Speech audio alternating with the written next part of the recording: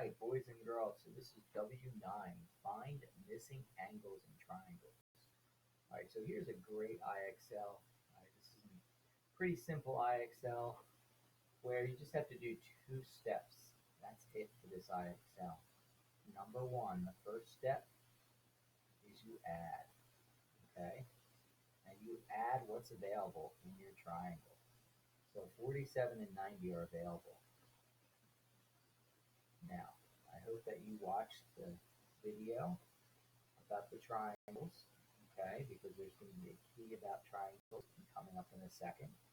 So when I put these two angles together, equals 137. Now, if you watch that video, you might have noticed that triangles are made up of 180 degrees. So we're trying to find the question mark. We're finding that missing angle. So what you have to do then for step two is subtract.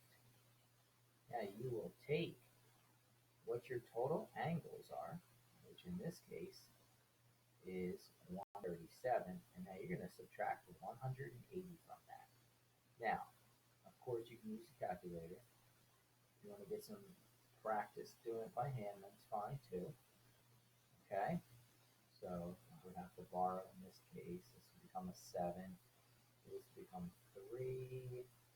7 minus 3 is 4. And there's a 0 here. So my missing angle is 43 degrees. Okay? Now I'll do a couple more. I'll jump a level. I'll show you how it gets harder. And that's it. That's all you're simply doing is two steps. Add and then subtract. All right? And you're always going to subtract from 180. Now, let's jump. Let's see how this gets harder. All right, so then they have questions about pictures. Now, they're going to also have questions where they're not going to tell you, they're not going to give you every angle measurement in numbers. You're going to have to pay attention to the words. So for example, on this one, it says a right triangle has one angle that measures 20 degrees. What is the measure of the other acute angle? So the clue to give you is right triangle. So if you see right triangle, a light bulb should be going off. Well, you know that a right angle is 90 degrees. So there's your first. Then we also have 20 degrees. So we do step one. As I said before, step one is add. So this is 110 degrees. Then step two will be subtract from 180. Because every triangle is made up of 180 degrees, whether it's isosceles, scalene, or right. Okay? Once we subtract these, I end up with 70. Okay, and again, I said you guys can use a calculator if you like. If you want to practice your handwritten math, you can do that too.